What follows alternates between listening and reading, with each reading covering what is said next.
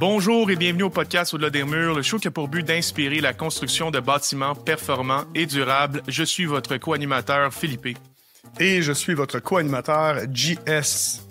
Alors aujourd'hui, on reçoit 2 des 3 passionnés qui ont cofondé l'atelier Labri en 2013, soit Francis Martel-Labrec et Nicolas Lapierre. Francis, designer certifié maison passive depuis 2018, a une formation en architecture et en études internationales. Il a entre autres enrichi son expérience en travaillant à différents endroits dans le monde, dont à Berlin, comme stagiaire chez Esther Brutschutz Architekten. Nicolas, aussi globetrotter, a quant à lui travaillé quelques années à New York chez Big, une agence danoise reconnue internationalement pour ses projets alliant pragmatisme, sensibilité communautaire et avant-garde architecturale. L'atelier Labri est basé à Montréal, mais présent sur la scène internationale. Il se spécialise en conception durable, écologique et saine, en créant des projets alliant esthétisme et performance, tout en s'assurant de maintenir une harmonie avec l'environnement. Labri redéfinit les standards de l'architecture au Québec, tout en restant à l'échelle humaine.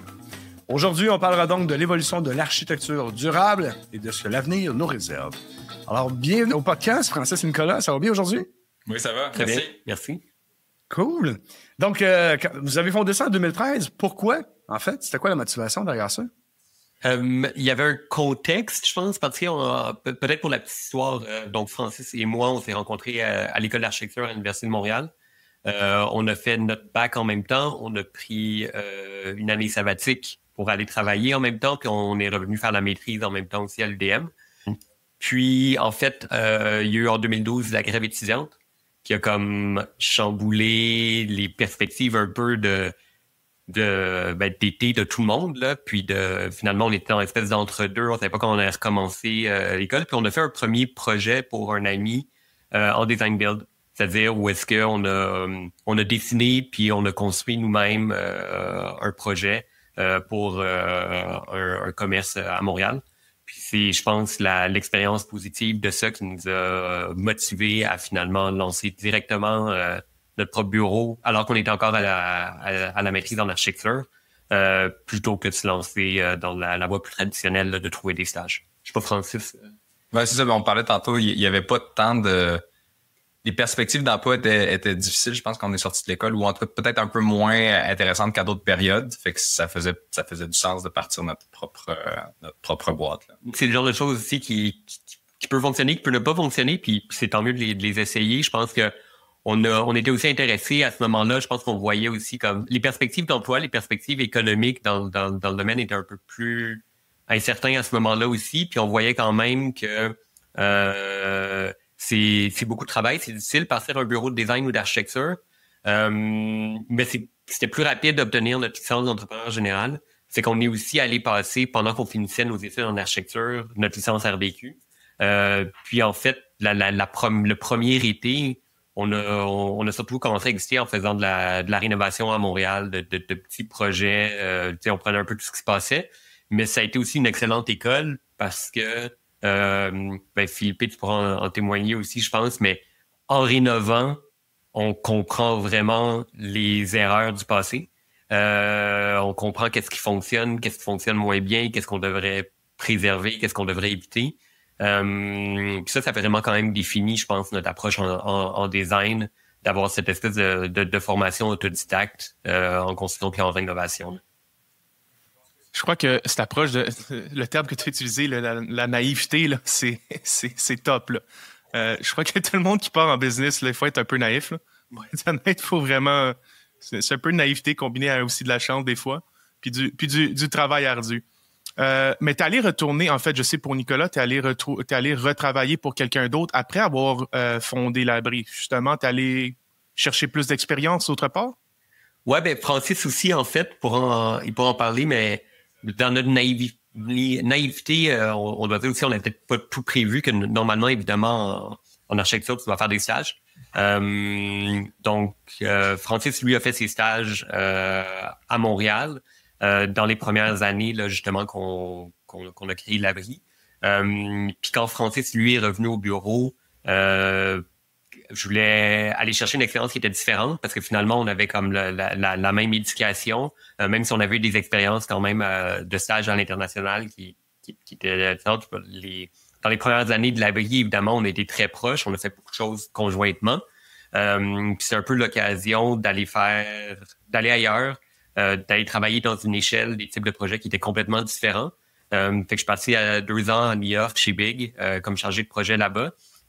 Puis éventuellement, je suis revenu puis en 2020, au début de la pandémie. Puis ça nous a permis de relancer une nouvelle phase un peu de développement, je pense, de remettre en commun nos expériences finalement communes qui avaient un peu changé à ce moment-là aussi. C'est pendant que moi j'étais à New York que Francis, lui, a suivi sa formation comme designer Passive House.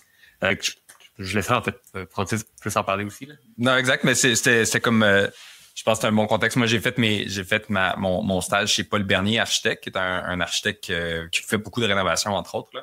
Fait que c'est un petit peu plus proche de l'échelle résidentielle sur laquelle on travaillait, je dirais, peut-être dans la phase 1 de développement de notre bureau. Puis après ça, j'ai rajouté un peu la formation Passive House. Puis quand Nick est revenu, là, on a comme un peu tout mis ça ensemble. Puis ça donne un peu comme ça donne un peu la direction pour notre deuxième phase de développement là, qu'on vit en ce moment. Ouais. On pourra en reparler, c'est sûr qu'on va revenir là-dessus, mais je pense que la notion d'impact, on en a parlé. Puis je pense que de commencer dans la rénovation à Montréal, ça faisait vraiment beaucoup de sens comme apprentissage, de commencer dans la petite échelle aussi, puis graduellement de grossir l'échelle des projets, d'étendre les différentes typologies, du résidentiel vers le commercial, vers l'industriel. Puis dans la notion d'impact aussi, là, avec l'expérience de projets plus internationaux à très grande échelle, puis aussi pas juste en architecture, mais aussi en design urbain, puis en paysage même que j'ai eu la chance de développer à New York. C'est de se poser la question justement comment on accroît l'impact non seulement environnemental, mais communautaire et social aussi de nos projets. De pas nécessairement travailler juste une maison à la fois, mais sur des projets un peu plus ambitieux. Puis je pense que ça, c'est vraiment là qu'on est en ce moment là, dans le développement du bureau. C'est vraiment un beau parcours impressionnant. Mais justement, dans cette thématique-là d'impression, de demeurer admiratif à l'international, est-ce qu'à Montréal, on a à être gêné des autres? Au contraire, on a à être fier? Parce qu'il me semble que moi, j'en connais une couple de bureaux d'architecture à Montréal, puis il me semble qu'on rayonne à l'international. Là. C'est juste une impression ou on est hot à Montréal? Je dirais qu'on est hot. Je dirais qu'on rayonne pas à notre plein potentiel. Fait qu'en fait, moi, j'irais... Fait que je suis complètement d'accord avec toi. Je dirais il y a beaucoup de talent en design et en architecture à Montréal. Tu sais, un peu de la même manière qu'on peut l'avoir en musique, par exemple. Mais je pense qu'on n'a pas le rayonnement qu'on a en musique, en design et en architecture encore. Fait que je pense qu'il reste du travail à faire pour développer la présence internationale des designers et architectes québécois. C'est quoi qui freine ça? Je pense, j'aurais pas la réponse, mais je verrais quand même justement que malheureusement quand par exemple j'étais à New York, je pense pas que malheureusement les gens connaissaient autant notre scène locale. Je pense qu'il y avait un intérêt pour la découvrir. On s'est jamais trop exporté au final. On travaille beaucoup, les architectes designers québécois travaillent beaucoup au Québec, un peu au Canada, très peu aux États-Unis ou encore moins en Europe. Alors que quand on regarde un peu la mentalité des bureaux américains puis la mentalité des bureaux européens, qui eux, de toute façon, par la proximité finalement géographique d'autres pays, ont plus souvent une approche qui n'est pas autant localisée, là. Fait que je pense que c'est là un peu, c'est la perspective de vraiment aller s'exporter. Est-ce que c'est difficile d'aller chercher des projets à l'international? C'est vraiment juste une question de mindset au lieu de rester local, let's go, on pète les frontières? Non, ça demeure difficile parce que il y a quand même la construction, c'est local, toujours. Nous, c'est un processus, on est en train de travailler notre plan d'exportation. Là, on pourra s'en reparler dans 2 ans. Ouais, exactement. Fait que oui, c'est vrai que c'est un long processus, c'est beaucoup d'efforts. Peut-être aussi, des fois, c'est ça un peu le frein. On est quand même déjà très occupés toujours sur nos projets. Tu sais, l'architecture pour la construction, c'est de la résolution de problèmes essentiellement. Fait qu'on est toujours bien, je pense, focusé là-dessus. Fait qu'il faut prendre le temps de prendre un peu de recul, de se tourner ailleurs, puis de voir c'est quoi les perspectives. C'est même de notre point de vue, où est-ce que c'est venu, c'est quand même qu'on a été assez chanceux, je pense. On a une belle diffusion à l'international. Donc, on s'est rendu compte qu'on était même plus publié à l'international, nos projets, que localement. Fait que c'est là qu'on a voulu un peu changer la perspective de dire, ben, on veut pas juste être un bureau inspirant au Québec pour les architectes et les designers à l'étranger. On veut aussi que les gens puissent se dire, ben oui, on peut appeler ces architectes-là au Québec pour venir travailler chez nous aussi. Ouais, c'est ça. Il faut pas être pas gêné, mais se disant, ils sont tellement big qu'on peut pas les appeler. Là. D'où échelle humaine qu'on parlait justement au sommaire. Là. Fait que vous demeurez accessible parce que vous êtes... C'est ça qui arrive, je pense. Hein? Quand comme si j'étais là. Je suis pas là. Mais j'imagine que quand on s'en va à l'international, c'est parce que justement, tu as un côté créatif, tu vas aller péter des frontières. Puis par définition, tu n'as pas le choix de rester ouvert d'esprit, donc ouvert aux gens.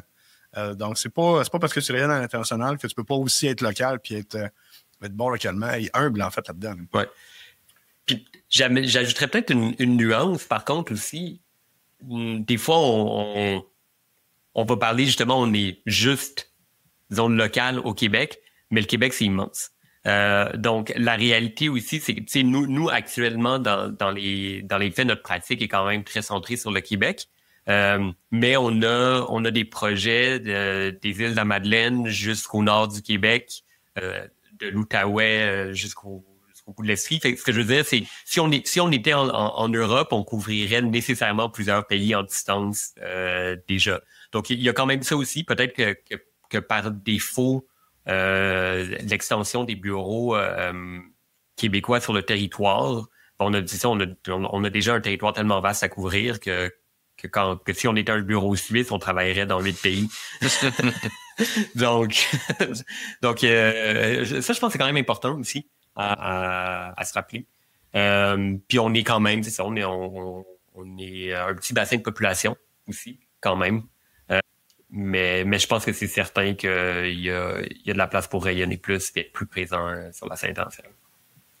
Construction durable, on en parlait un podcast semaine passée là, avec du monde de la Belgique. Puis c'est un terme qui peut être un peu fourre-tout. Ouais.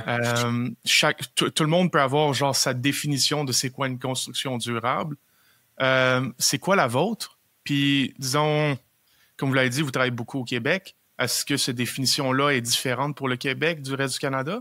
Ouais, ben ça c'est vraiment, en tout cas pour moi, la construction durable, c'est vraiment une définition qui doit être locale parce que si on regarde essentiellement le bilan carbone d'une construction, mettons que c'est le plus grand défi écologique là, qu'on a en ce moment, il y en a d'autres là. Fait qu'il faut regarder le bilan carbone, puis le bilan carbone d'une construction va vraiment dépendre de sa localisation. Fait qu'on sait qu'ici, au Québec, avec la propreté de notre électricité, propreté relative, disons, il faut prendre des décisions qui sont différentes de si, par exemple, on travaille dans des places où l'électricité est faite avec de l'essence ou avec du mazout, comme par exemple aux îles de la Madeleine ou au Texas. Fait que ça va mener à prendre des décisions qui sont différentes. Puis aussi, tu sais, il y a toujours le terme durable, tu sais, durable, des fois, faut mentionner, c'est-tu durable vert ou c'est durable dans le temps? Ben, tu sais, ça va ensemble aussi. Puis, j'ai l'impression que c'est un équilibre. C'est un équilibre entre faire quelque chose qui va être là. Tu sais, si tu veux quelque chose qui va être durable dans le temps, construis-le en béton. Béton armé, tu sais, ça va être là encore dans 150 ans. Est-ce que c'est une bonne décision? Probablement pas. Si tu construis... J'ai un autre extrême en paille, mais non, mais c'est parfait construire en paille, en fait, c'est une bonne idée. Mais il y a d'autres techniques de construction qui peuvent être très, très, très, très vertes, mais dans 20 ans, c'est à refaire. Fait qu'il faut trouver l'équilibre pour ça, mais c'est sûr que la crise climatique est maintenant. Fait qu'il c'est maintenant qu'il faut mieux construire. Puis c'est pour ça qu'il faut faire attention au bilan carbone, à tout le carbone qu'on va aller stuffer dans le bâtiment. maintenant. Parce que si on construit puis on vient loader le bâtiment de carbone maintenant pour sauver du carbone dans le futur, c'est peut-être pas la bonne approche non plus, là. Tu as dit que faire une maison ou un bâtiment en béton, c'est pas une bonne idée. Fait que qu'est-ce que tu penses du coffrage isolant? Tu sais, comme tout le monde, on utilise le béton, puis des fois, il y a des projets pour lesquels il va falloir l'utiliser. Coffrage isolant. J'ai pas vu de projet souvent où c'était la bonne. C'est-à-dire du coffrage isolant pour des fondations, ça, j'ai pas de problème avec ça, pour des fondations. Mais j'ai l'impression que pour les murs hors sol, qu'on a toujours des meilleures alternatives. Je trouve qu'il y a une petite perte de le 6 pouces de béton de ton coffrage isolant. Si c'est un pont thermique, il faut que tu l'isoles. La nature des isolants, tu peux pas vraiment la choisir. Tu vas nécessairement travailler avec de l'EPS. Fait que je trouve que ça laisse un petit peu moins de liberté. Fait que j'ai jamais vu de projet où la seule solution ou la meilleure solution, c'était ça pour le hors-sol. Pour les fondations, par contre, sous le niveau du sol, ben là, c'est équivalent. À la limite, c'est un peu mieux parce que ça te permet de faire des murs de 6 pouces, dépendamment des contraintes que tu as. Fait qu'un peu moins de béton. Pré-isolé, ça permet aussi aux entrepreneurs, souvent, ce qu'on voit, ça va être les entrepreneurs qui vont les monter eux-mêmes. Fait qu'ils dépendent un peu moins des gens de fondation, des coffreurs externes. Fait que ça peut faciliter certains projets. Mais ouais, je suis curieux de savoir... votre opinion là-dessus, mais j'ai jamais vraiment vu de projet où c'était ça la meilleure solution, là. Ben, c'est ce que je file aussi. Puis, tu sais, t'es allé dans des points plus techniques que tu nous apprends à nous, peut-être pas à Philippe, parce qu'il connaît tout là-dedans. Mais non, mais tu nous apprends des choses là-dedans par rapport à ça, parce que le béton, je pense pas que le béton pour un bâtiment au complet soit nécessairement la bonne affaire. Les gens le voient comme si c'était un gros bunker, ça va durer dans le temps, ça va être méga bien isolé, parce que je mets de l'isolant dedans, je mets de l'isolant dehors. Tu sais, j'avais jamais nommé que le béton c'était un pont thermique, mais dans le fond, c'en est un. Effectivement, c'est pas la meilleure solution hors sol. Le béton, ce qu'on aime moins aussi, c'est quoi? C'est qu'il est une trop grosse empreinte carbone. Ouais, c'est ça. Le bilan carbone dans le ciment dans le béton. Et puis il y a plein de celui qui découvrira un béton faible en carbone qui est commercialisable, parce qu'il y a plein de projets, il y a plein de produits. Je pense qu'il y en a à Drummondville là, qui ont trouvé une solution. Je sais pas où est-ce qu'ils sont rendus dans leur... mais oui, c'est ça, parce que ça a beaucoup de qualité. Ça a beaucoup de qualité, le béton pour le travail des architectes. La solidité en compression, c'est génial. Mais comme d'autres produits, si tu regardes le bilan carbone, ben là, c'est un petit peu moins le fun. Peut-être la nuance, mais pour revenir au premier point que tu as dit, Francis, sur c'est quoi le développement durable, c'est un problème qui est extrêmement complexe si on regarde dans le cadre de la crise climatique. Donc, évidemment, il n'y a pas de solution unique. Les solutions doivent être multiples, puis justement, surtout dans l'urgence. Fait que je pense qu'il faut toujours quand même regarder chaque projet avec beaucoup d'ouverture. Puis, une chose auquel on peut quand même potentiellement le réduire, c'est vraiment l'analyse de cycle de vie, qui est très complexe, par exemple, à faire réellement, là. Donc, si on pouvait faire la démonstration dans un projet que l'utilisation du béton sur la durée de vie complète du bâtiment avait un moindre impact carbone, ben alors oui, le béton est la bonne solution. Mais si on n'est pas capable de le démontrer, alors non, c'est pas la bonne solution. Il y a une science quand même c'est très mathématique. C'est ça. Puis on fait un peu de tout, mais on fait beaucoup du résidentiel léger, on fait beaucoup d'unifamilial. Fait qu'évidemment, le béton, c'est quand t'as une alternative au béton, je pense que c'est bien d'aller la choisir. Par contre, si tu fais un gratte-ciel, je sais pas, là, maintenant on peut faire des bâtiments de quand même grande hauteur, là, des 12 étages en bois. Fait que mais plus que ça devient difficile. Fait que là, tu vas chercher le béton pour ses qualités structurales, t'as pas nécessairement le choix. Mais quand tu l'utilises pour des petits bâtiments où tu aurais des alternatives, je pense que c'est peut-être là le problème. C'est d'aller chercher la force de chacun des matériaux puis des utiliser. Parce que c'est même chose pour... on essaie toujours de penser à comment bien isoler un sous-sol. Philippe, en construction neuve ou en rénovation, moi, j'en ai pas trouvé de façon de les isoler avec des isolants qui sont écologiques. Il y a toujours... faut toujours aller vers des isolants qui sont... ou qui sont issus de la pétrochimie, des mousses plastiques ou avec de la laine de roche. qui a quand même un bilan carbone aussi qui est élevé. Fait que là, t'as pas trop de choix mais quand t'as le choix, hors sol, un peu plus de gestion de l'humidité qui est plus facile, là, il y a plein de matériaux vraiment de fun, biosourcés qu'on peut utiliser. Là. Mm-hmm. Absolument. Ben, c'est ça, je suis totalement d'accord. Il y a des produits qui sont jamais la meilleure solution. Je pense aussi beaucoup au polyuréthane. C'est peut-être des fois un produit un peu genre aussi fourre-tout que si tu y penses vraiment, il y a des meilleures solutions. Donc, c'est comme ça aussi que je le vois. Vous avez parlé de béton à bas carbone. Ça aussi, pour nos auditeurs, on est fort au béton à bas carbone à Montréal. Tu parlais aussi de ceux-là à Drummond. Ça, c'est Patio Drummond qui a fait une collaboration avec Carbicrete. Carbicrete, c'est un genre de... c'est une start-up. En fait, c'est même pas une start-up. C'est déjà une entreprise très définie qui est partie de l'Université McGill, où est-ce qu'ils font justement du béton à très bas carbone. Je dirais même peut-être carboneutre.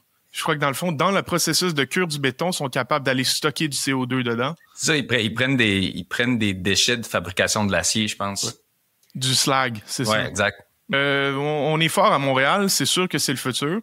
Mais si on est capable d'éviter le béton, c'est mieux. Une autre question, c'est... en fait, tu es certifié Passive House. Dans cette sphère de durabilité-là, Passive House au Québec, ça a toujours été plus difficile à passer. Pourquoi que vous continuez quand même à faire du Passive House? C'est-tu pour quel aspect de la durabilité aimez-vous le Passive House? Oui, c'est ça. L'approche est parfaite. Ben, pas parfaite, mais l'approche est très bonne selon moi. C'est-à-dire, tu sais, le Passive House, comme tu le sais, ça regarde uniquement la performance énergétique. Ça se préoccupe pas du bilan carbone. Typiquement, les gens qui ont un intérêt pour le Passive House en ont aussi un pour l'écologie, pour travailler avec des matériaux biosourcés. Fait que d'habitude, ça va ensemble. Mais tu pourrais faire certifier une maison Passive House avec des matériaux qui seraient pas super intéressants côté bilan carbone. Nous, la raison pourquoi on l'utilise... Peut-être, peux-tu répéter la question? Essentiellement, comme on l'a dit, dans le marché québécois, on a une énergie qui est quand même propre. Donc, pour quelques raisons, des fois, c'est pour la raison du payback, puis pour la raison du carbone opérationnel qui est un peu plus bas. Je trouve que c'est difficile des fois de vendre un peu plus le Passive House. C'est vrai. Je dis ça, mais je suis quand même à la tête de Bâtiment Passif Québec. Là. Fait que c'est plus une question que je te lance. Moi, je sais, je vois c'est quoi les autres bienfaits, mais pour vous, pourquoi que vous aimez quand même au Québec, puis pourquoi tu crois qu'au Québec, on peut quand même utiliser du Passive House pour une construction plus durable? L'approche fait du sens. Puis quand tu travailles avec des matériaux qui sont biosourcés, par exemple, tu travailles avec de la cellulose dans les murs, tu peux pas vraiment trop isoler. C'est-à-dire que quand même que tu en mettes beaucoup, c'est un piège à carbone. Fait que c'est vrai qu'au Québec, on pourrait dire, t'en as pas besoin d'autant parce que sauver de l'énergie qui est propre, c'est moins important. OK, fine. Sauf que si ton enveloppe est biosourcée puis qu'elle est loadée de cellulose, puis tu as 16 pouces de cellulose plutôt cuite, ça va être très performant, puis 2, c'est un piège à carbone, fait que t'es allé dans la bonne direction. Après, mais les autres arguments pour le Passive House, c'est le confort, la résilience. On a des pannes d'électricité qui durent de plus en plus longtemps. La qualité de l'air aussi. C'est tous des arguments qui fonctionnent. Puis aussi, on regarde souvent ça à travers le spectre des coûts de l'électricité actuels. Mais on sait que on se doute que c'est amené à changer. On sait qu'Hydro-Québec a aussi des défis de puissance. Fait que de consommer moins en général, consommer moins pendant les pointes, ça fait du sens.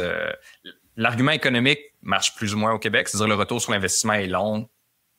C'est quand même intéressant, de dire je construis une maison puis je la construis au code le code du futur. Peut-être, je sais pas, Passive House, ça va-tu être le code dans 10 ans? Peut-être. Fait que tu dis maintenant je construis une maison qui va être au code dans 10 ans, ça c'est intéressant. Puis dans 30 ans, si c'est ça le retour sur l'investissement, dépendamment du niveau de performance puis du coût d'électricité, là, tu as une maison qui est super, super efficace puis qui coûte plus cher d'électricité du tout. Là. J'en parlais à j'en parlais à mon client, la maison passive qu'on a fait à Bromont. Je pense que ça fait 2 ans. Il y avait un hiver, il m'envoyait des photos de son thermostat. Il avait fermé la thermopompe. Le chauffage là-bas, c'est juste les mini-splits, un mini-split en haut et un mini-split en bas. Puis il faisait moins 15 l'hiver, moins 15 pendant le jour, puis je pense que ça restait à 20, 21, 22. T'sais. Puis la nuit, ça descendait à 18. Ça, c'est lui qui avait décidé de fermer sa thermopompe pour le plaisir, là, pour voir ce que ça donnerait. Puis dès que le soleil se levait, ça remontait. Fait que quand on parle de résilience, ça, c'est quand même le fun, là. On travaille en ce moment sur une maison off-grid en Outaouais. Puis c'est le même argument-là. Tu dis, ben, OK, si tu dis, ben, si tu quittes le bâtiment pendant l'hiver, mais que tu as une bonne isolation, puis que tes fenêtres sont bien orientées, ben, s'il fait moins 20 dehors, il va peut-être faire 10 en dedans, mais ça va peut-être pas geler. Fait que là aussi, ça devient intéressant pour comme la durabilité du bâtiment. Ouais, moi, j'en ai... Hein? Vas-y, Nico, j'ai un commentaire éditorial plus tard à faire, mais vas-y. Je renchérirais quand même un peu sur l'approche, ou sur la réflexion sur la notion de l'impact un peu holistique puis global et la notion de résilience dans cette approche-là, parce que comme dit Francis, l'approche est excellente. Fait que la certification, c'est une chose, mais l'approche, elle est excellente. Puis la réduction de l'énergie, si on isole ça, là, qui est quand même la réduction de la consommation énergétique, pardon, ben ça c'est un besoin qui va être qui aura de plus en plus d'impact parce que justement, on sait, Hydro-Québec annonce que on va devoir produire plus d'énergie. Mais en même temps, on sait qu'au Québec, aussi à cause que peut-être notre énergie nous coûte pas cher parce qu'on sait qu'elle est relativement verte, on sait qu'on est des très mauvais consommateurs d'énergie. Fait que c'est pas parce que notre énergie, elle est propre et elle est pas chère qu'on devrait en consommer autant. Puis si nos maisons en consomment moins, ben c'est plus d'énergie pour l'électrification de la grille pour les véhicules. C'est potentiellement plus d'énergie aussi qu'on renvoie dans d'autres provinces, dans d'autres pays qui, eux, ont peut-être une énergie qui est moins propre. Donc, avant de parler de devoir produire plus d'énergie, parce qu'on sait aussi que, bon, il y a quand même un impact environnemental là, à la création de centrales hydroélectriques. Réduire notre consommation d'énergie dans n'importe quel domaine, une forme de décroissance, c'est plus une question de si on doit ou on doit le faire si on veut atteindre nos objectifs en termes nos engagements climatiques, là, même si on parlerait à l'échelle nationale. Là. Donc, c'est un outil. Après, puis on pourra développer aussi comment on y arrive. Parce que faire du passif, mais avec des mousses plastiques, c'est pas nécessairement non plus la bonne solution. Mais c'est certain que réduire notre consommation énergétique, c'est majeur. Commentaire éditorial en lien avec ça. C'est merveilleux tout ce que vous dites, les gars. Puis, dans le fond, mon éditorial est en phase avec ce que vous dites. Ça fait une dizaine d'années là, que je navigue dans le passé base puis qu'on en fait la promotion. Puis, je suis franchement tanné d'entendre le Christy d'argument. Ouais, mais je vais payer plus cher puis en fait, je vais avoir un Christy de payback. Le passé base, c'est pas juste tu dépenses de l'argent pour avoir un rendement sur investissement sur ton cash avec l'énergie puis dire ben malheureusement, je paye pas plus parce que je n'aurai pas un payback. Je suis franchement tanné d'entendre ça parce que c'est un avantage. Selon moi, là, c'est un bénéfice collatéral, cette affaire-là. Ouais. Il y a tellement plus au bâtiment passif. Tu as parlé de résilience. Ceux qui vivent avec justement des pannes d'électricité un peu plus fréquentes, mettons, dans les régions où justement tu as plus de végétation qui frappe les lignes. On sait plus. Ceux qui ont vécu la crise du verglas il y a déjà, quasiment 30 ans, 25 ans, ça arrive ça, vont probablement s'en souvenir, mais le reste, on s'en rend pas vraiment compte. Mais c'est méga important. Le confort, quand tu rentres dans un bâtiment passif, tu le sens instantanément. C'est enveloppant. Tu parlais de la qualité de l'air. Selon moi, de la qualité de l'air, tous les bâtiments auraient le potentiel de ça, mais ça, c'est un autre débat. Fait que c'est pas juste le cash. Dans combien de temps j'ai-tu un rendement à 4,3 ans, puis je cash in sur 5 ans? Non, si je t'en ai d'entendre ça. Je te dis, c'est tellement plus que ça. Peut-être pour aller plus loin là-dedans aussi, je pense qu'après, nous, c'est toujours un peu c'est quoi notre responsabilité en tant qu'architecte, en tant que constructeur, en tant que fournisseur, en tant que je pense qu'il y a une limite aussi. Des fois, ce qu'on peut faire dans le changement des mentalités, dans le changement du marché, il y a peut-être peut-être qu'il y a des choses qui doivent changer au niveau même des politiques. Tu l'as dit, pourquoi il n'y en a pas de cashback au final? Pourquoi quelqu'un qui démontrerait pas qu'il consomme moins d'énergie à cause de la manière dont il a construit sa maison, des formes de cris, d'abaissement des taxes. Il y avait, parallèle rapide, mais Philippe, ça va t'intéresser, je suis certain, les architectes de B+, de Berlin, qui étaient au CCA avant hier et hier pour une présentation de leur approche, qui, eux, militent en Europe pour une forme de moratoire sur la démolition, pour vraiment encourager de la rénovation puis la reconversion des bâtiments avant de construire plus. Puis encore une fois, ça c'est un autre outil dans la boîte de solutions pour la crise climatique.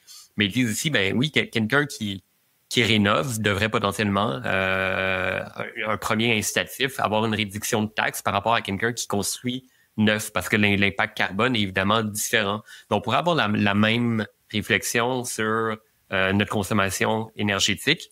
Puis on sait aussi que même des bâtiments qui produisent de l'énergie, si tu as un surplus, Hydro-Québec va le prendre, mais il va pas te l'acheter. Ça aussi, c'est des choses qui pourraient être réfléchies. Donc, toute notre relation à la grille, puis comment on performe, comment on contribue, c'est certain qu'il doit y avoir une réflexion à un plus gros niveau que bâtiment par bâtiment, mais comment en tant que ville, que région, on performe. Il pourrait avoir une forme de cashback. Ouais, mais le bâtiment passif, là, c'est du haut de gamme, là. C'est pour les riches, là, cette affaire-là. Ça, fait que c'est ça, on peut rentrer dedans. Allons-y. Francis l'a dit tantôt. Ce qui est essentiel, c'est pas la certification, c'est l'approche. Puis il y a plein de choses qui sont excellentes. Puis à 50% d'une certification passive, t'as déjà plein de bénéfices. Puis à 75%, t'en as plus. Puis à 90% t'en as plus. Puis à 100%, t'es as tous. Donc la notion de qu'est-ce que ça doit coûter un meilleur bâtiment, un bâtiment qui va être plus durable, qui va mieux perdurer dans le temps, qui va, tu l'as parlé, quand on rentre dans un bâtiment passif, il y a une notion de confort, il y a un confort acoustique même qui est différent, simplement à cause de la masse dans les murs, dépendamment évidemment de comment il a été fait le bâtiment passif, mais tous ces bénéfices-là, il y en a une bonne partie qui sont accessibles. Puis après, c'est juste à quel degré on se rend. Après, ce qui est peut-être dommage souvent, c'est que dans le marché immobilier puis la spéculation immobilière, ce qu'on va plus vendre, c'est pas nécessairement la qualité. On va vendre des plus grandes fenêtres avec plus de vues parce que c'est ça le moment wow quand les gens vont rentrer. Mais si on était capable de recentrer la conversation sur ce qui fait vraiment un bâtiment de qualité, puis c'est pas important que la gamme, fait qu'on peut sortir de la notion de bas entrée ou haut de gamme, mais un vrai bâtiment de qualité construit avec les meilleures pratiques qu'on connaît aujourd'hui, parce que c'est ça aussi qui est drôle, on parle souvent de l'industrie de la construction va être 40% des émissions de CO2 liées à l'énergie à l'échelle planétaire. OK? Donc, c'est l'industrie la plus polluante. Puis dans beaucoup d'industries, comme par exemple le transport, on est dépendant pour résoudre le problème de technologies qui sont encore à développer. Dans la construction, c'est extrêmement archaïque. On a plein de technologies qui sont éprouvées, qui sont simplement pas appliquées. Mais on sait comment faire. C'est ça. La réponse, les solutions, on les connaît, mais elles sont pas normalisées. On le fait pas. Standardisées. Puis, question de coût. Un bon exemple, au Québec, du triple vitrage, c'est considéré comme un luxe. Parce que c'est beaucoup plus cher que du double vitrage. Des régions comme l'Allemagne, la Suisse, l'Autriche, c'est le standard. Puis comme c'est le standard, les prix se sont normalisés. Puis oui, tu peux faire une économie là aussi si tu veux à redescendre à du double vitrage, mais la base, c'est ça.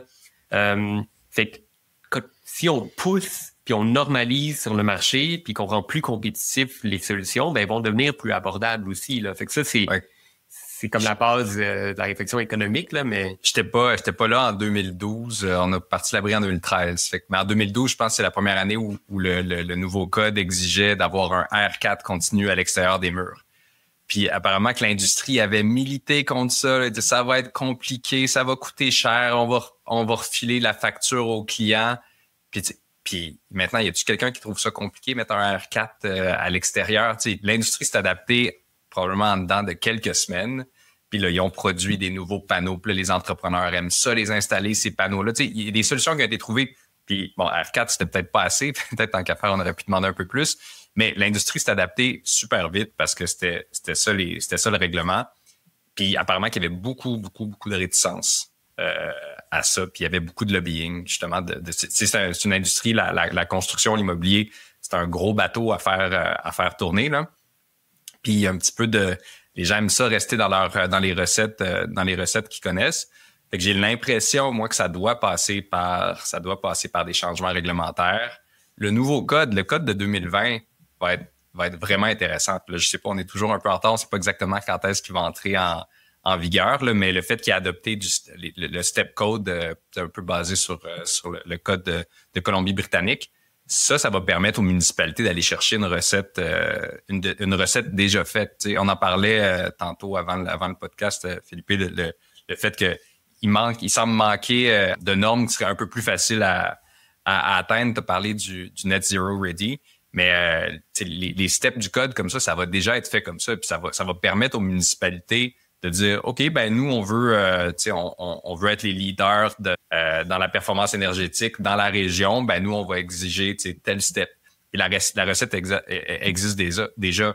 Tu peux pas demander à une plus petite municipalité d'aller composer elle-même sa norme, puis le degré d'isolation, déjà c'est complexe ces affaires-là.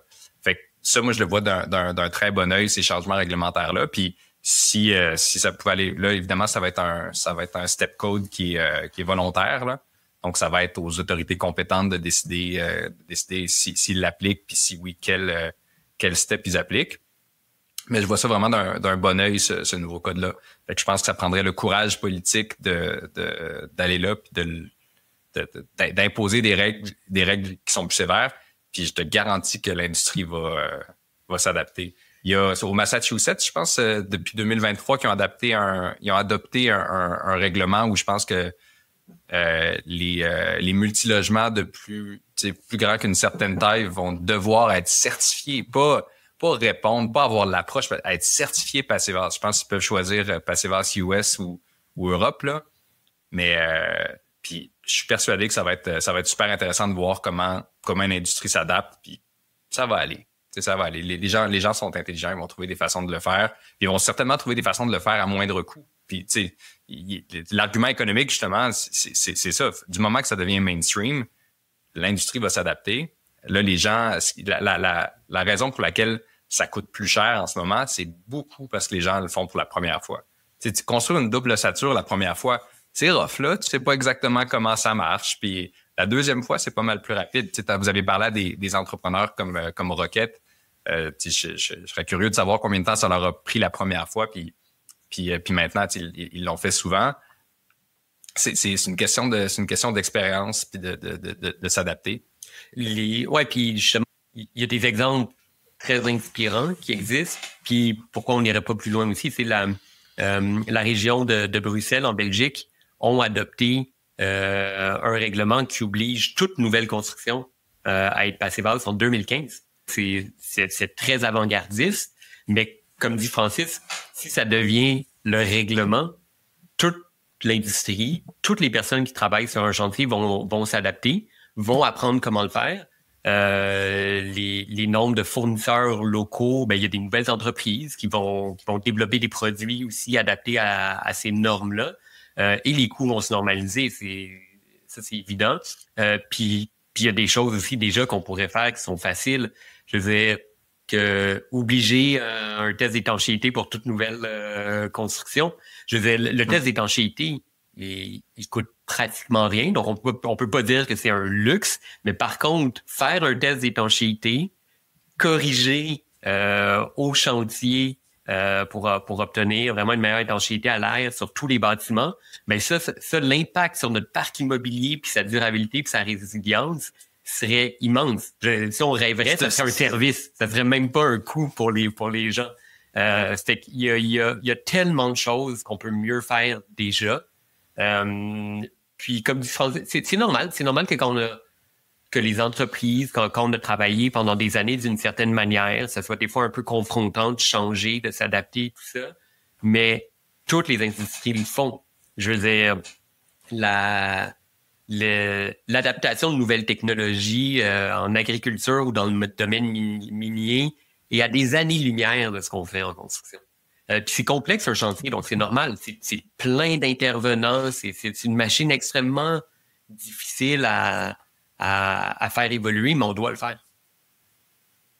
Un de nos premiers podcasts, c'était avec Uber Engineered Woods, donc les produits Zip là, avec Robert Rozon.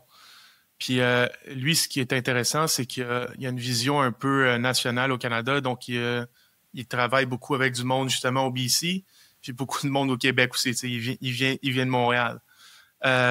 Puis justement, lui, il a vu quand le step code est rentré là-bas au BC, puis que justement, l'étanchéité, c'était le point le plus difficile à aller atteindre. Rajouter l'isolation, je crois que pas mal tout entrepreneur est capable de faire.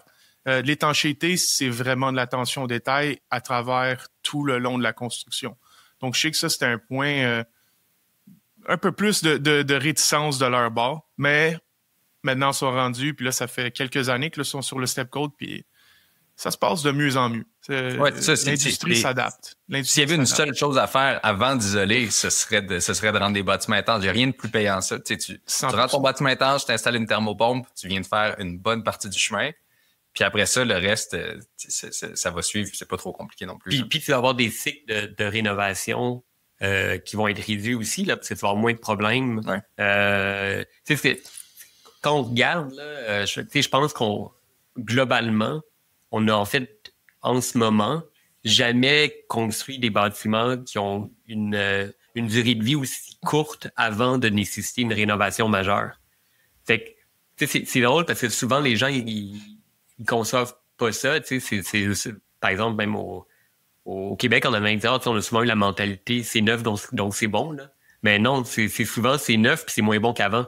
Fait encore une fois, je pense que si tout le monde s'y met, puis tu parles de l'étanchéité, moi je pense que c'est intéressant. On a eu la chance dans les dernières années là, de travailler avec plein de constructeurs, plein d'entrepreneurs différents, puis plein de cas où des entrepreneurs visaient des niveaux pour la première fois, puis sont arrivés à des résultats exceptionnels. Là.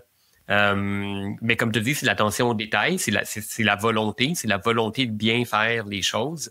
Mais ça, une fois que tu l'apprends, n'importe quoi que tu fais sur un chantier pour la première fois, c'est ça, c'est minimalement 2 fois le temps que ça va te prendre une fois que tu l'as fait 3-4 fois. Fait que ça, faut de l'expérimentation, puis après tu vas être compétitif. Comme dit Francis, un entrepreneur qui a jamais vu, des fois de double ossature, on le spécifie, puis on le voit dans des solutions 2 fois plus chères qu'une charpente standard. Ben oui, c'est plus de travail, mais c'est pas 2 fois plus de travail nécessairement. Puis on le voit aussi, des fois on spécifie un détail qu'on aime quand même beaucoup, parce qu'on challenge quand même toujours nos coupes aussi, puis de rendre ça plus accessible, ben c'est juste des murs en 2x8. Juste de passer en 2x8 pour être capable de travailler en cellulose, d'avoir une meilleure isolation. Ben ça aussi, des fois, malheureusement, des entrepreneurs qui l'ont jamais vu, ça va un peu leur faire peur. OK, bon, ben, chaque stud est un peu plus cher, c'est un peu plus lourd. Mais ceux qui l'ont déjà fait, c'est pas beaucoup plus cher au final. Fait qu'il y a un apprentissage, puis une fois que tu es confiant dans les nouvelles solutions, ben, tu es capable de les rendre accessibles et compétitifs. Mais à qui revient la responsabilité?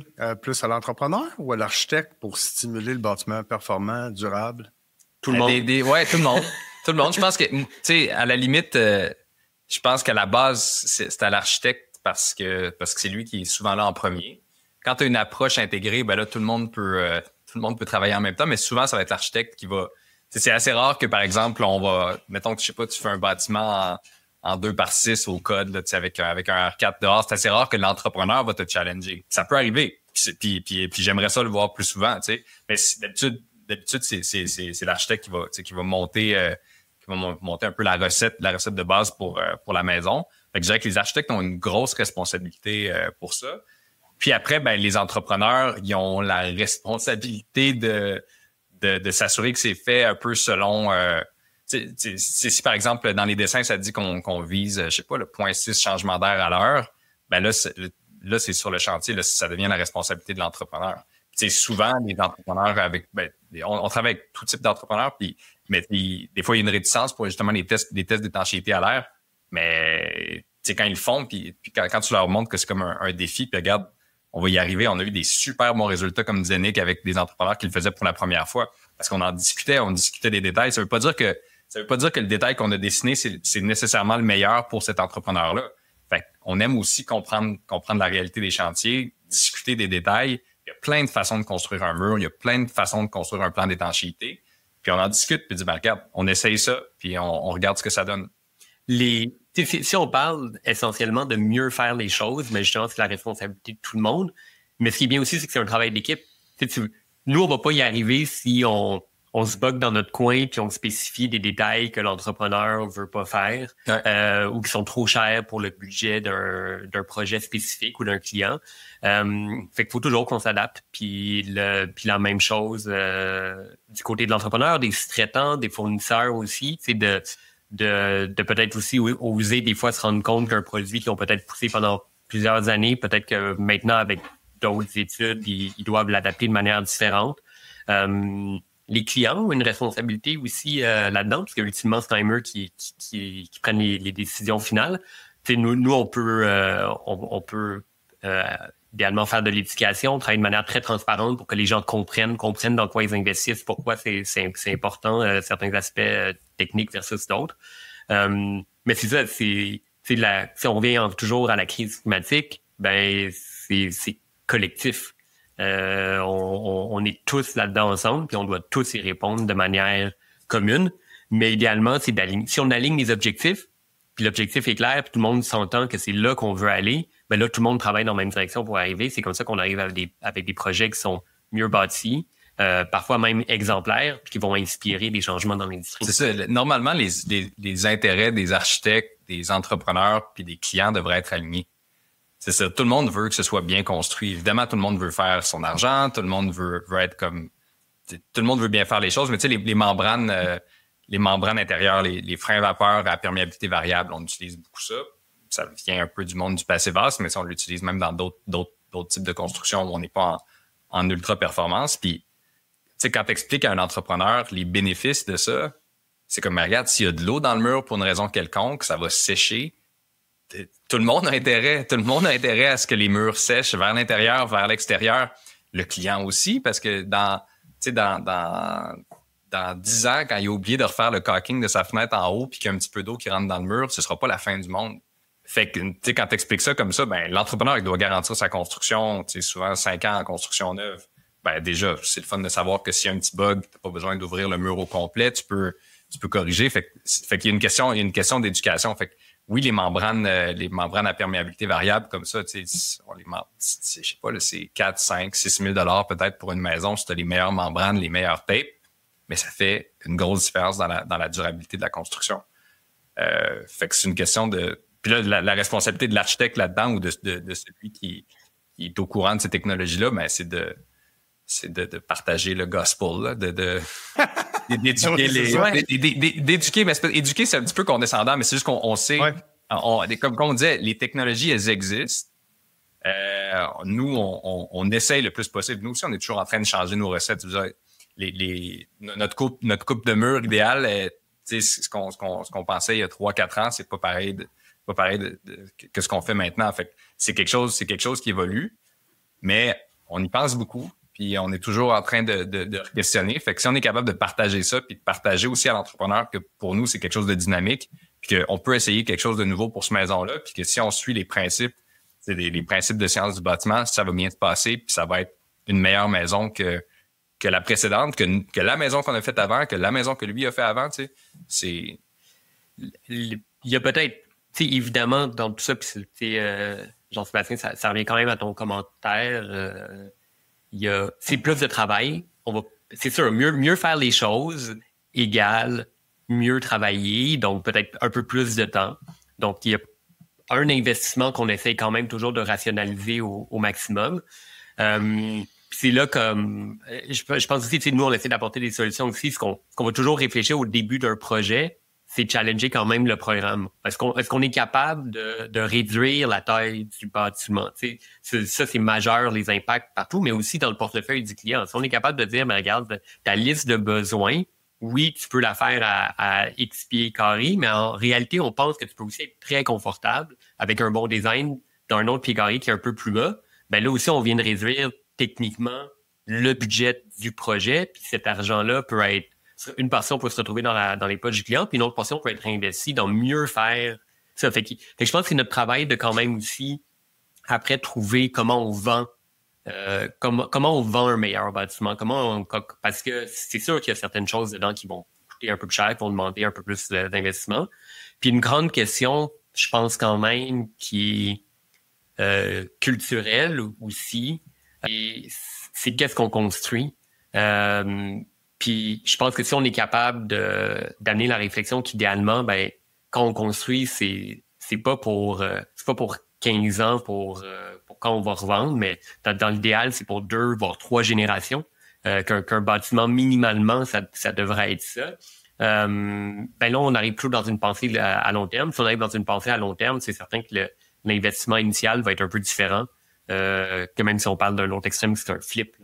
Ouais, c'est ça. La spéculation immobilière, malheureusement, amène une logique économique qui porte pas à faire toujours le meilleur projet. Puis ça, c'est probable. Ça, c'est une réflexion de société à avoir. Qu'est-ce qu'on construit, pourquoi on construit, puis comment on le construit. Exact. Puis, en fait, prendre le temps des fois au début pour parler puis faire ce genre de conception intégrée-là, c'est sûr que oui, ça engendre plus des coûts upfront, mais des coûts sauvés au chantier, ça part vite. Là, quand tu as 2 gars qui attendent à 95 $ de l'heure, là, ça coûte cher de penser là-bas sur le chantier. Au niveau des coûts, quand vous en parlez avec vos clients, comment est-ce que vous abordez le sujet de coûts là, avec vos clients? Là, on essaye quand même toujours d'aborder d'abord, je pense, le coût du projet complet. Même pas de nos services, oui, évidemment, mais combien va coûter la construction du projet. Parce que c'est ça le plus gros coût pour le client. Ce qui est important, c'est que les clients, quand on commence un projet avec eux, je pense, aient un bon portrait de qu'est-ce que ça peut réellement coûter. La pire chose dans un projet, c'est quelqu'un qui s'avance avec une fausse croyance de combien que le projet va coûter au final. Je pense que avec de l'expérience, nous, on préfère être plus conservateur quand on parle des budgets en début de projet avec les clients. Des fois, ça nous fait perdre des projets parce que quelqu'un d'autre va se dire « Ah oui, tu peux le faire moins cher ». Malheureusement, je pense que nous, avec l'expérience, quand quelqu'un me dit qu'il peut faire moins cher, on va dire « Parfait, vas-y ». Mais on va pas nécessairement embarquer là-dedans parce que on est capable d'optimiser les coûts, mais des fausses promesses sur des projets, ça met tout le monde dans une mauvaise position. C'est un lose-lose. Si le projet finit pas, là, tout le monde perd. Tout le monde perd. Mais maintenant, après aussi, les coûts de projet peuvent être très variables. Tu sais, quand on parle de prix au pied carré, ben tu sais, oui, un projet à 450 $ du pied carré, c'est pas le même projet que celui à 500-600, c'est pas le même projet qui peut exister dans des sphères de 800-900, où est-ce que nous, on travaille très peu là au final. Mais la base des bonnes choses, elle devrait exister dans tous les projets. Les choses à faire qui sont essentielles pour construire encore une fois un bâtiment qui va être durable dans le temps, qui va pas nécessiter d'entretien, de rénovation, de réinvestissement. Ça, idéalement, c'est ça qu'on démocratiserait dans l'industrie. C'est quoi ces bases-là? Là? L'étanchéité, l'isolation, c'est avoir des murs épais, c'est le triple vitrage, c'est tout ça à la fois. Ouais. Quand tu hiérarchises là, le principe. Je pense que l'isolation, ben, tu sais, il y a une norme qui s'appelle Pretty Good House, je pense. C'est ça le nom, Philippe? Oui, c'est exact. Pretty Good House. Pretty Good House. Je pense qu'ils ont assez bien résumé. C'est-à-dire qu'évidemment, tu peux te rendre aux valeurs de Passive House, puis on en a discuté tantôt. Mais probablement que le sweet spot, du moins au Québec, est quand même peut-être un petit peu en dessous de ça. Parce que, tu sais, on dit on en fait des constructions passives, mais on en a fait certifier une. Mais on en a fait beaucoup d'autres qui avaient un niveau de performance, je sais pas, là, entre 60% et 80% d'une passée basse. Puis c'est des maisons qui ont beaucoup des avantages dont on a discuté tantôt. Mais oui, l'étanchéité à l'air, on en a parlé, c'est comme le holy grail de la performance énergétique parce que oui, c'est une attention au détail, mais ça coûte pas très cher. C'est des petits bouts de tape, c'est une bonne conception au départ. Après, l'isolation, évidemment, les ponts thermiques, ça peut faire une sacrée différence aussi, là. Donc, construire avec du bois versus construire avec du stud d'acier, là, par exemple, ça fait toute une différence. Puis après, une autre de nos préoccupations, ça va être le séchage des enveloppes, ce qui est quelque chose qui est souvent un petit peu moins sur le radar des gens ou des constructeurs, là, mais s'assurer que l'enveloppe peut sécher. Vers l'intérieur, on en a parlé tantôt, on parlait des membranes intelligentes là, qui permettent un séchage s'il y a un problème d'humidité dans la cavité. C'est un no-brainer, ça, by the way. Ouais, c'est ça, exact. Mais le séchage vers l'extérieur aussi, surtout quand tu travailles avec des murs qui sont surisolés, là, ça devient important de pouvoir sécher des deux côtés. Fait que de regarder la perméabilité à la vapeur de ce que tu vas mettre à l'extérieur du mur. Puis, d'habitude, c'est aussi, mettons que tu cherches un isolant rigide qui va être très perméable à la vapeur. Fibre de bois. La fibre de bois, c'est un piège à carbone. Fait que c'est facile de construire, c'est très facile de construire un mur qui va avoir un bilan carbone vraiment bas puis qui va vraiment bien sécher. C'est pas complexe, là. Ces recettes-là, on les connaît. Puis est-ce que c'est plus cher? On travaille beaucoup, on parlait tantôt. 2 par 8 au 24 rempli de cellulose, puis à l'extérieur, si tu peux te permettre de ne pas mettre de contreplaqué, tu mets juste un panneau, les panneaux Eco 4 de la compagnie MSL. C'est vraiment une bonne recette, ça, parce que c'est 26 spermes, tu sèches vers l'extérieur tout le temps. Si tu as une membrane intelligente à l'intérieur, tant mieux, mais avec un potentiel de séchage comme ça vers l'extérieur, tu pourrais travailler avec un polyéthylène à l'intérieur, puis ça serait pas grave, parce que la cellulose elle-même, c'est un piège à carbone, puis sa gestion de l'humidité est vraiment, vraiment bonne. Fait que c'est pas un mur qui est compliqué, là. Si tu regardes, t'as sauvé une étape. Les entrepreneurs aiment ça. Mettre un panneau structural et isolant en même temps, ça fonctionne super bien. Puis la valeur de l'Eco 4, c'est R4, c'est pas très élevé, mais là, t'as une cavité derrière qui a plus d'isolation parce que t'as utilisé un 2 par 8. Fait une cavité plus profonde pour l'isolation, puis en plus, tes 2 par 8, tu peux les mettre au 24. Fait que ça, c'est une des recettes qu'on trouve qui fonctionne bien, puis qui est pas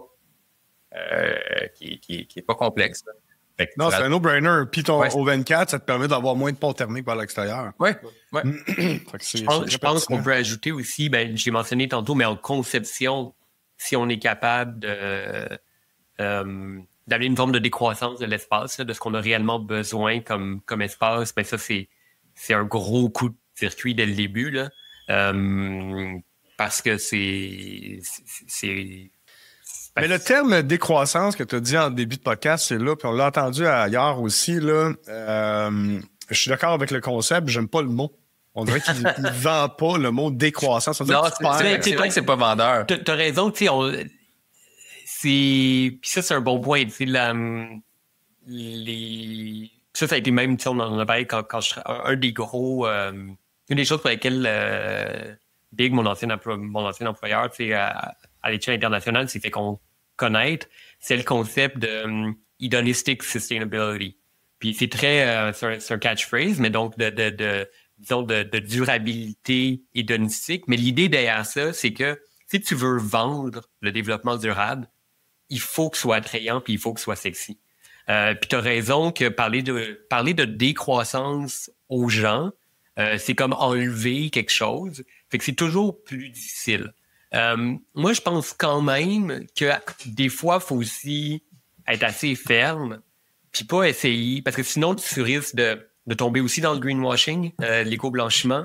C'est que la réalité, le modèle de la maison unifamiliale détachée, là, le rêve américain du 20e siècle, est probablement pas durable. Point.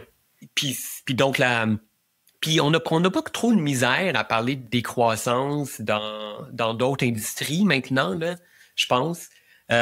Fait que je suis d'accord que le terme est peut-être pas vendeur pour tout le monde, mais à un moment donné, si on veut être vraiment responsable par rapport à la crise climatique, ben oui, on va pas continuer à parler de croissance illimitée puis rencontrer les accords internationaux sur notre réduction de carbone, parce que c'est essentiellement de la décroissance, en fait. Oui, puis c'est le rôle de l'architecte. C'est-à-dire, tu sais, mettons, si tu...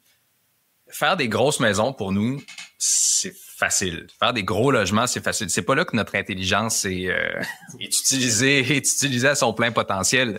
Faire des projets qui sont compacts, où il n'y a pas de perte d'espace, où il y a de la flexibilité des espaces, où on minimise les circulations, c'est là qu'on est bon. Fait que je pense que En fait, excusez, en fait, je pense que le terme décroissance peut être vendeur pour de plus en plus de gens, parce qu'on a quand même une prise de conscience collective. Puis je pense même, si on regarde, depuis que nous, on est sorti de l'école, on a lancé l'abri en 2013, comme en juste un peu plus que 10 ans, là, ça a vraiment changé. Je pense que les attentes des gens, ce que les gens recherchent, les consommateurs sont quand même de plus en plus conscientisés. Puis on l'est à l'épicerie. Pourquoi on ne le serait pas autant quand on fait construire une maison qui a un beaucoup plus gros impact au niveau de la décision que peut-être ce qu'on consomme au quotidien. Mais tu as raison que pour certaines personnes, c'est pas le terme le plus vendeur. Je pense qu'on peut parler d'optimisation. L'optimisation de l'espace, ben, c'est aussi l'optimisation de ton budget. Fait que je pense qu'il faut quand même aussi comprendre qui est notre client, qui est notre interlocuteur. Puis peut-être que pour certaines personnes, on va parler de décroissance, puis on va être comme, oui, tu sais, pour moi, c'est important, je veux prendre un engagement. Fait que là, il y a plus une question même de valeur. Ça va marcher. Puis pour d'autres, on va parler d'optimisation, puis ça va marcher aussi. On vend pas le développement durable de la même manière au Québec qu'au Texas, mais mieux faire les choses, on peut le faire autant au Québec qu'au Texas. On avait une discussion avec un promoteur au Texas qui voulait faire des passivas là-bas, puis c'est drôle parce que l'approche était différente. Nous, on parle d'écologie, on parle de bilan carbone. Là-bas, il parlait de résilience, il parlait d'autonomie, parce qu'il voulait être presque off-grid, parce que culturellement, c'est quelque chose qui est populaire au Texas. Et le résultat est le même. C'est-à-dire que la maison va être performante, va avoir une consommation d'énergie qui est réduite. Fait que peu importe les raisons pour lesquelles tu le fais, la réponse peut être la même. Là. Mm-hmm. Mais moi, je challengerais quand même qu'idéalement, on serait capable de parler de décroissance de manière collective, parce que je pense qu'on va pas y arriver. Sinon, puis il y a des fantastiques exemples de décroissance. Je pense à, mettons, Communauto. C'est une forme dans l'économie circulaire, il y en a, puis c'est un service exceptionnel pour la population là, d'avoir l'autopartage. Puis je pense que peu de gens seraient contre aujourd'hui, là. Donc, un excellent exemple, tu sais, c'est quand tu regardes des fois là, des émissions sur genre des maisons à Tokyo ou au Japon, là, comment c'est hyper optimisé. Genre, je trouve que vraiment c'est même plus compliqué pour un architecte de faire quelque chose de plus optimisé. Tu sais, si chaque espace ou chaque utilité a 2 fonctions, déjà c'est déjà une bonne forme d'optimisation. Non, c'est ça. Faut pas faire la conception pour les pointes. En tout cas, du moins pour une maison, là. Tu sais, si tu reçois 24 personnes à Noël, puis que tu veux que tout le monde ait sa chambre pour dormir, il y a un problème. Fait que faut regarder c'est quoi l'utilisation moyenne du bâtiment. Puis après ça, pour les pointes, tu prévois de la flexibilité des espaces. Parce que sinon, c'est des maisons qui sont... Typiquement, les maisons sont trop grandes, t'as des grands espaces à chauffer. Puis ça ne pas, là. Si on a une responsabilité, si on revient toujours dans une perspective globale, ben on sait très bien que la planète entière ne pourrait pas du tout vivre comme le citoyen québécois moyen vit. On n'a pas les ressources. Puis il y a cette pression-là, je pense, sur les pays industrialisés de montrer l'exemple. Puis exactement, notre idéal de mode de vie du 20e siècle est plus adapté, tout simplement. Puis je pense qu'il faut reconcevoir comment on veut vivre, comment on veut construire, comment on veut travailler, comment on veut se déplacer, comment on veut manger. Puis c'est ça qui va créer une société pérenne pour le futur. Fait que, ouais, je pense qu'on peut quand même être assez radical. Oui, il faut un minimum de radicalité si on veut que les choses changent. Ça, c'est certain. Parlons de changement. L'intelligence artificielle, c'est vraiment la prochaine révolution dans laquelle on est. Je ne sais pas à quel point les gens le réalisent. C'est profond comme transformation dans nos quotidiens.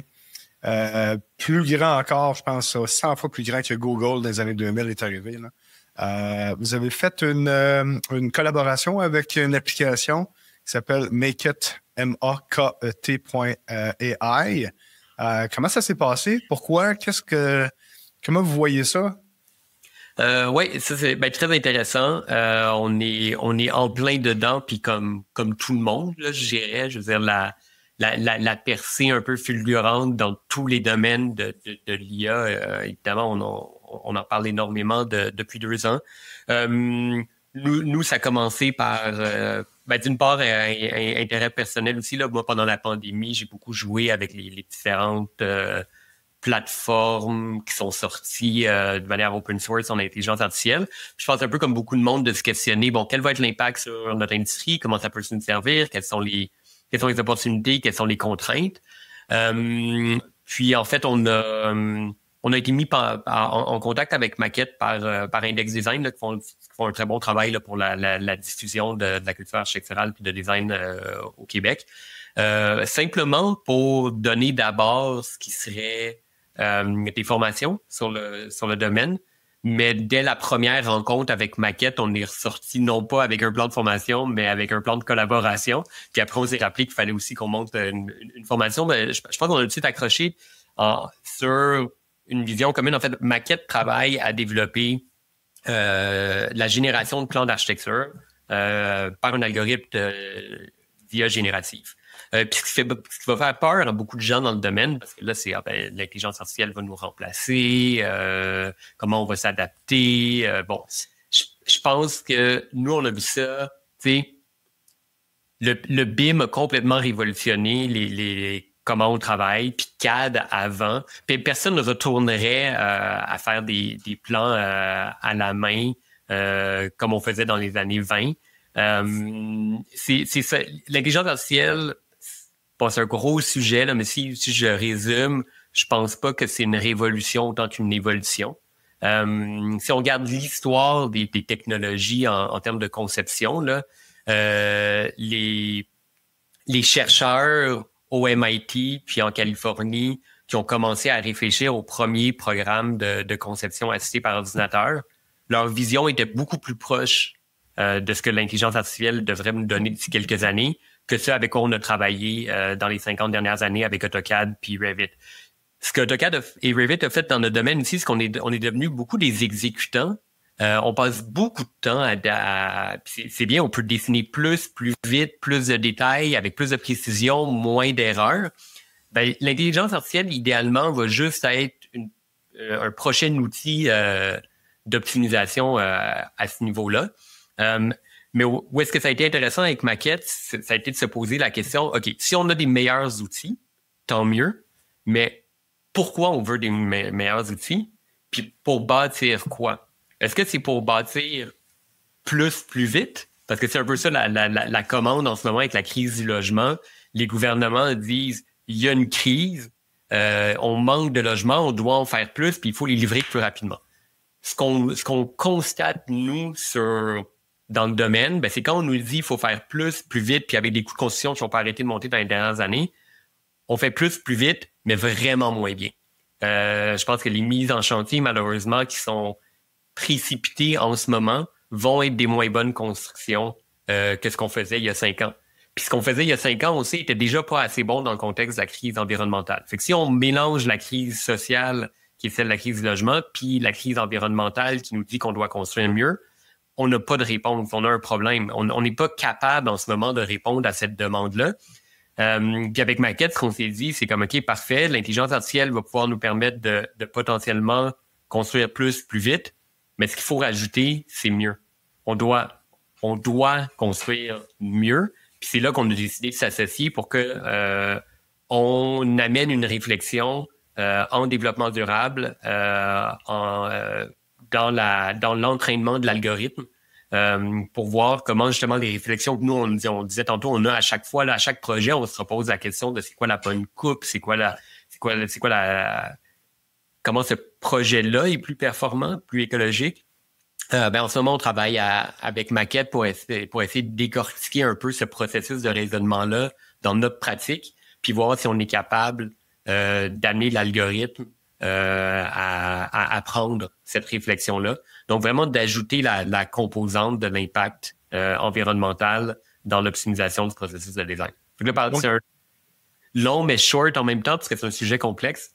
Ah non, mais c'est méga intéressant. Donc, quelqu'un qui va utiliser Maquette va, dans le fond, utiliser vos cerveaux. C'est ça? Ouais, c'est une drôle de question. Tu sais, on n'a pas encore tout résolu. Même il y a toujours des questions avec la propriété intellectuelle dans Maquette. Ils vont beaucoup utiliser les cerveaux des programmeurs. On va donner le mérite où est-ce qu'il est dû.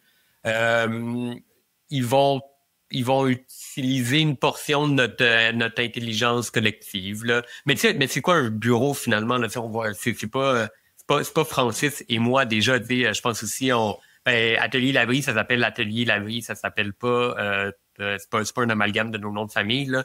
Je pense qu'on est quand même très conscient à notre époque que tout ce qu'on fait, c'est un travail d'équipe, puis on en a parlé plus tôt. Si on veut des changements, il faut que tout le monde travaille ensemble. Idéalement, l'algorithme, il va être entraîné de manière open source par tout le monde, puis il va être capable de synthétiser les bons coups de chaque pratique. Il y a une réalité du marché, là, mais si on travaillait moins en silo, puis si on travaillait plus sur un mode open source dans l'industrie, on arriverait plus vite à des meilleurs résultats collectivement, c'est certain. C'est vraiment... on est rendu là. On est rendu là, puis en tout cas, de mon côté, en construction, je vois pas encore l'intelligence artificielle l'appliquer au chantier. Je vais lui donner encore un autre 5-10 ans, mais on est déjà rendu là au niveau conception. Et je pense aussi, des fois, pour rassurer les gens qui ont quand même une certaine anxiété là, par rapport, dans ce qu'on travaille en ce moment avec Maquette, on se rend compte aussi que des plans pour construction, là, on parle pas de plans schématiques, d'idéation, de concept, des plans pour construction, un set de plans pour construction, avec la mise en commun de toutes les notes, toutes les spécifications de produits, les coupes, les détails types, tout ça, c'est un document exponentiellement complexe par rapport à ce que l'intelligence artificielle fait aujourd'hui. On est tous impressionnés par la génération d'images instantanées sur Midjourney. Ça, c'est juste la décomposition puis la recomposition de pixels. Mais il n'y a aucune compréhension réelle par l'algorithme de qu'est-ce qu'il y a derrière. Fait que des plans pour construction générés par l'intelligence artificielle. Pas encore là. 20 ans. OK, cool. Mais puis là, je pourrais me tromper. Puis l'équipe de Maquette pourrait avoir même une autre opinion. Mais je pense que la transformation de notre processus de travail graduel, ça va être très rapide. Mais de là à avoir une conversation avec un algorithme qui dessine des plans de la même manière qu'on peut l'avoir avec ChatGPT aujourd'hui, il y a beaucoup de travail à faire encore. Ça, c'est certain. Fait que peut-être quand même les chantiers aussi, ça va être une adaptation. Absolument, absolument. Vous avez gagné le prix du Small Firm of the Year et aussi 4 prix au Grand Prix du Design. C'est quoi votre conseil pour ou d'autres firmes d'architecture ou pour les nouveaux architectes? C'est quoi votre recette du succès?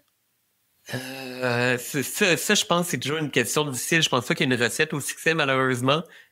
Sinon, on vendrait des livres, ou on ferait des posts, genre acheter notre document 10 règles pour réussir en architecture. Moi, je pense qu'il y a pas de recette au succès. Faut essayer. Je pense qu'une chose qui nous a servi ça nous a servi à nous tout au début d'être naïfs. On en a parlé c'est comme une des premières choses qu'on a citées au début du podcast. La naïveté nous a permis d'essayer des choses. Essayer des choses nous a permis d'apprendre, de se remettre en question. Faut pas avoir peur de faire des erreurs. Il faut pas nécessairement s'arrêter sur nos erreurs. Je pense qu'il faut continuer à travailler de l'avant. Puis, je pense que dans les dernières années, on s'est quand même posé la question aussi, par rapport à la construction durable. Puis on s'est dit, pourquoi on le fait? C'est quoi l'impact? Puis comment on veut vraiment se définir en tant que pratique? Puis on arrive, nous, après quand même finalement 12 ans d'existence, à une forme de maturité, puis de se définir, je pense même de comprendre qui on est et qu'est-ce qu'on veut faire. Là. Fait que je pense aussi un bon conseil, c'est que c'est normal que ça prenne du temps. Idéalement, ça prend du temps, peut-être même. Puis par contre, avec ça, on arrive quand même avec la maturité de pouvoir bien se positionner par rapport à qui on est, de bien le communiquer. Puis je pense que c'est ça un peu qui est quand même nos succès récents en termes de visibilité là sont peut-être quand même dans la clarté de notre message qui s'est beaucoup raffiné dans les dernières années. Construire un portfolio qui parle de ce qu'on veut faire, puis d'avoir des bons exemples quand même. Je pense qu'on a été chanceux avec des contextes de projets, de clients. On a beaucoup construit. T'as des pratiques qui vont rester plus conceptuelles, t'as des pratiques qui vont être beaucoup plus dans l'exécution. On a quand même fait beaucoup de projets, beaucoup qui sont pas sur notre site web, qui sont pas diffusés aussi, puis qui sont très bien, qui sont magnifiques. T'sais, on a travaillé avec tellement de gens extraordinaires à travers les années. Avec tout ça, finalement, je pense qu'on a la chance d'arriver à un moment où est-ce qu'on est confiant de mettre l'avant le travail qu'on a fait pour aller vers la prochaine étape aussi. Là. Je dirais un autre conseil, c'est de bien s'entourer. Comme Nicolas et moi, on est là, mais c'est pas nous qui fait tout le travail. Là. Fait que d'avoir une équipe de gens qui aiment ce qu'ils font, qui sont bons, qui sont curieux, c'est vraiment le fun. Puis au-delà de l'équipe directe, c'est de s'entourer d'entrepreneurs qui sont compétents puis qui ont la même curiosité puis qui ont le goût de faire les choses différemment, de sous-traitants, d'ingénieurs en structure, d'ingénieurs en mécanique, en électrique qui ont les mêmes valeurs que nous puis le même désir de remettre des choses en question. Là. Ça, je pense que c'est ça qui fait en tout cas que le processus est le fun. Parce que nous, on est au bureau, on fait nos dessins, mais il y a une bonne partie de la game qui se joue en construction pendant la construction, pendant qu'on peut corriger certaines affaires, qu'on peut modifier certains éléments aussi du projet en fonction des contraintes de chantier. En rénovation, on le voit beaucoup là. Tu fais du dessin, mais le jeu commence vraiment à la démolition quand tu vois comment les choses sont vraiment faites. Fait que non, je pense que c'est ça, s'entourer. C'est de se voir aussi comme une partie d'un processus. Notre travail finit pas quand on a fini les dessins. Puis on fait partie d'une industrie. C'est l'industrie de la construction. On est aussi. Je pense qu'il faut comprendre. Je pense qu'il faut comprendre notre rôle. Puis il faut être ouvert à apprendre des autres aussi. Fait on parlait de conception intégrée tantôt. D'inviter les entrepreneurs tôt dans le processus pour connaître leurs réserves par rapport à certaines techniques, leurs idées par rapport à certaines méthodes de construction. Ça, c'est super enrichissant. C'est comme ça qu'on a réussi à faire la maison Saltbox à Bromont, parce qu'on était à la table avec l'entrepreneur dès le début. Puis c'est une façon de travailler qu'on aime beaucoup. Fait que pas travailler en silo, autant pendant la phase de conception que pendant la construction. Puis ouais, c'est ça, essayer de... Je pense qu'on aime ça avoir des recettes, mais on a tendance à toujours re-questionner un petit peu. Puis fait que ça fait que d'un projet à l'autre, on s'améliore. Là. C'est l'intérêt de l'approche intégrée, en fait. Là. C'est justement, t'es pas en silo. Là. Du début à la fin, t'es pas en silo. T'es intégré. C'est ça le principe. Tu sais. Est-ce que vous une certaine humilité pour ça. Il faut que tu sois ouvert. Ça fait 12 ans qu'on est architecte. On sait pas tout. Fait que, on peut en apprendre un peu à un entrepreneur qui est dans le domaine depuis 40 ans. Il y a des choses qu'il ne saura pas sur nos membranes fancy qui viennent d'Allemagne, mais il y a certainement des choses qu'il peut nous apprendre sur des conditions de chantier particulières. Puis qu'on essaie justement d'être toujours ouvert à ça, puis d'apprendre des gens de qui on s'entoure. Là. Ouais, puis je pense que de se rechallenger constamment, c'est important. Ça aussi, c'est peut-être on essaye aussi toujours de toujours sortir de notre zone de confort, je pense, depuis le début quand même, que chaque fois qu'on arrive à un moment où on est comme OK, ben parfait, c'est ça, on pense qu'on commence à bien le maîtriser, ben on a souvent tendance à se repêcher dans un nouveau défi, mais ça, c'est quand même une bonne manière de toujours être en apprentissage, comme dit Francis, avec tous les gens avec qui on travaille aussi. Ouais, je pense de se mettre dans des situations de devoir résoudre des nouvelles problématiques, ben ça te force toujours à maintenir, disons, l'intensité de ton travail, là.